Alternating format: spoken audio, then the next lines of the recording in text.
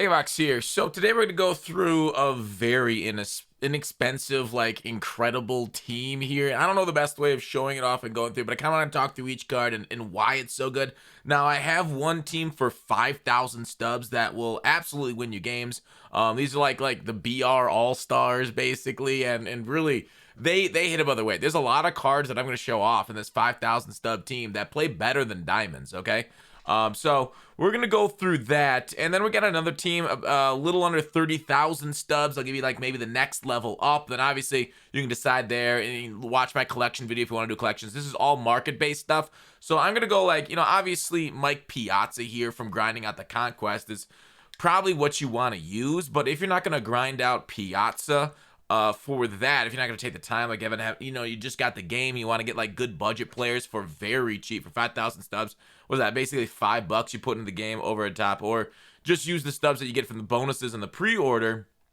You really want to look to guys at least with power early on, right? If you're okay at the game, like if you're bad at the game, you're going to miss the ball. But luckily with power, when you miss the ball a little bit, it flies further, and you can get some accidental home runs this way. So contact's nice, but it's a line out driven game. It's tough batting right now. Now you can look at Zunino right here, who's a solid card, but of course 1,900 stubs. So this isn't going to work for a 5,000 stub team. So we got to go a little bit lower on this and look for somebody else with mega power at the catcher position. And this Gary Sanchez is great because if you look at his arm, it's 81. So not only can you hit dingers, obviously contact's low, but on veteran and all-star difficulty, the PCI is just kind of big as it is. So as long as you can time up pitches, you'll be okay. Gary Sanchez, good at throwing runners out and good at hitting home runs. What more do you want? And he's only 70 stubs, right? 70 stubs right there. As you see, though, in the community market for the sell now, that's what you'll be putting in your orders at. So I guess I could just add them to the lineup, right? Just add, and we can go from there. So we can just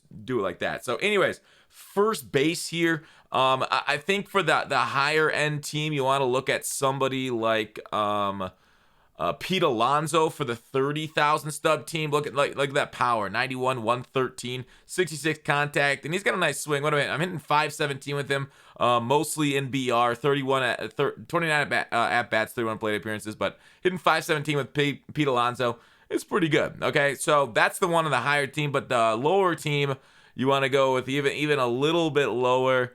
I should have wrote down their overalls. I just wrote down how much they cost to kind of add it up on the spreadsheet. I'm looking for Hoskins here. I should be able, maybe I should just like search it up. I totally blanked on their overall. Where is Hoskins at? There he is. Hoskins, 78 overall. Now, if you recall these live series cards, he is playing up. So you see those plus 16s above his power versus right. So he's sitting basically with 98 power today. Now, that'll vary from matchup to matchup, but really nice card rate here. Obviously not the fastest, but overall, Hoskins there, 78, and he's going for 245 stubs, okay? So there he is. I guess I should have him for 250, so even cheaper. Second base, this is a tough one to go to. For the higher end squad, you want to go with somebody like Brandon Lowe because he's got a really nice swing from the left side right here, Brandon Lowe, and top end power there. His fielding is okay. I'm going to say a little bit less than okay with only 64 and 66 reaction. Obviously, you can kind of get that up to parallel, but you won't be using this card that long. I think you'll probably end up upgrading. But Brandon Lowe, very solid for the 30,000 stub team. Whereas the very cheap team, this one was probably the hardest position to go with. The hardest, like even looking at Jazz, a Silver's going for 1,000 stubs. People believe in his future because he's a young stud, but I ended up going down to Jeff McNeil, a little bit of contact. I want a little bit of defense here too, so we hit 70 fielding. I feel like 70 fielding is like a threshold where you won't make as many errors. Like I've had guys in the 60s make errors above 70. I haven't really seen it a whole lot, so you won't boot a lot of balls in the 60 fielding, but it will happen to you. It's happened to me. So overall, this McNeil, yeah, no power. Maybe hit him in the 8 spot for you. There wasn't a whole lot of options at the second base for like super cheap that I absolutely love. So really like get whatever. If you want like raw speed, there's Hampson here. I got LeCastro on my bench, and I won't show off I'll show off the bench at the end here. But Tim LeCastro, I think he's in center field now, but he was second base last year. So I forgot to put Mr. McNeil. So if you guys got a better suggestion for second base for like really cheap, he's 130 stubs for McNeil. Over at third base, I think for the 30,000 stub team, I really like this Rafael Devers. Now, you're like, oh man, he sucks versus lefties. I think you can get somebody on your bench at third base to play there and hit right-handed and to smack against lefties that you can sub out, like you can platoon the two of them. But Devers swings such a nice bat against righties, and you'll face a majority of righties out there. You won't see a ton of lefties. You'll see it once in a while. Machado's playing up today because he got his super boost.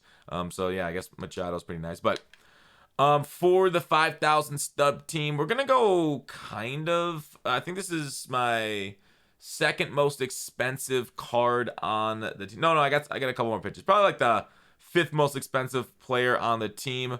We're gonna go with Josh Donaldson here. He is playing up a little bit. He smashes lefties. He's got a nice swing. It's a really quick swing. It's a pull hitter swing. So you can get around on inside pitches. Absolutely zero speed on the base pass. This is his biggest downside, but an okay defender. So it's tough. You do got to make sacrifices with the team, but let me tell you, like, I'm looking for guys with really nice swings, and that's what you're seeing out here. Guys that have seemed to play over their overall. So even though you won't get like the best stats all across the board, you're gonna lose a lot of things like speed, or you got to sell out for speed. And talk about selling out for speed at shortstop. 88 speed, maybe not perfect there, but Elder Mondesi, like, you're looking at stats like, Fox, why do you recommend this guy, right? He's good fielding, and then like he's got like a really like chop to the pitch, and it's just like, I don't know, the ball pops off his bat. I don't understand it, but this guy's a hit machine. Go ahead and get yourself an Alberto Mondesi for a budget squad. Now, Brian Reynolds is in left field. It's funny because Brian Reynolds is also my favorite. I guess I'd put him actually at left field here. So if I had the choice for the 30,000 stub team, I would put out here in left field. I would reverse Brian Reynolds and Tyler O'Neill. Tyler O'Neill right here is one of the more expensive. Probably, I think he's the most expensive. Yeah, the most expensive card on my 30,000 stub team because he's fast. And you always want to look at quirks too, right? He's got breaking ball and dead red quirk, which are active quirks, which gives you bonuses. So if you get a fastball to you or a breaking ball, he's got bonuses to his contact, his exit velocity, and it's a really nice card. But we're not here with the 30,000 stub team. The lower end team, we're gonna go in.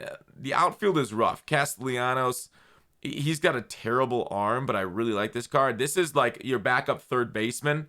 I talked about on 30,000 stub team, Castellanos, and maybe rotate him with that Devers card at third base. Not a bad thing. He's got a terrible arm, so good luck with that. I really like this Randy Arozarena card too. If you got 1,000 stubs you want to add, he's not bad. We got really good right fielders, but on the low end squad, I'm gonna go ahead and go with Christian Yelich. Now, Yelich, maybe we're betting a little bit on his rebound this year, and maybe he'll come back to it. I actually don't know how he's playing this year yet. But overall, speed is 71, and you do want outfield speed. You absolutely want outfield speed. Reaction is unfortunately low, so he might actually play pretty poorly for you in the outfield. But I do remember, and I have used not this card this year, but in the past, Christian Yelich swings been pretty nice. Another pull swing, so you can get around on inside pitches really well. Otherwise, I like this Chris Davis card. But wait, I can't get him off the market, so that's why he didn't make it. So I'm gonna go Yelich there and left, and I'm a little shaky on the Yelich card. I want to see how it plays this year, but that's kind of what I'm looking for. We talked about the center field for the 30,000 team, and for the very small team, Grisham's got a nice swing, not great stats, but I want to go with there's Tim LeCastro. Does he get second base backup? Yes, he did. Second base and shortstop. This is your pinch runner. This is your bench player. For center field, we're going to go with Sam Hilliard. So we got to find Sam Hilliard right here. Sam Hilliard with good power, great speed, 84. Arm, 81 too. An incredible budget card for all of 200 stubs. 200 stubs for that card. That basically gives you everything this game needs right now or plays well at. Right field, we're going to go ahead and spend a little bit of stubs here. Wasn't really able to find anything perfect. Nelson Cruz, a great bench player. One of the best in the game. The problem is he's 2,000 stubs because everybody recognizes how great of a bench player he is. Just coming off the bench in pinch hitting situations and absolutely stroking the ball. Incredible. I'm going to go ahead and go with Adam Duvall here in right field. This card gets my right field spot due to his power. He's playing down today, which really does, suck. Plus, he's got good defense and 78 speed there, as you see over my shoulder. So a very phenomenal, flexible card here. The issue is he's 600 stubs, so a little bit more on the expensive side for this 5,000 stub squad. And You know what? There it is right now. And I think you can win some games with that. The bench is going to go Miguel Sano for 27 stubs.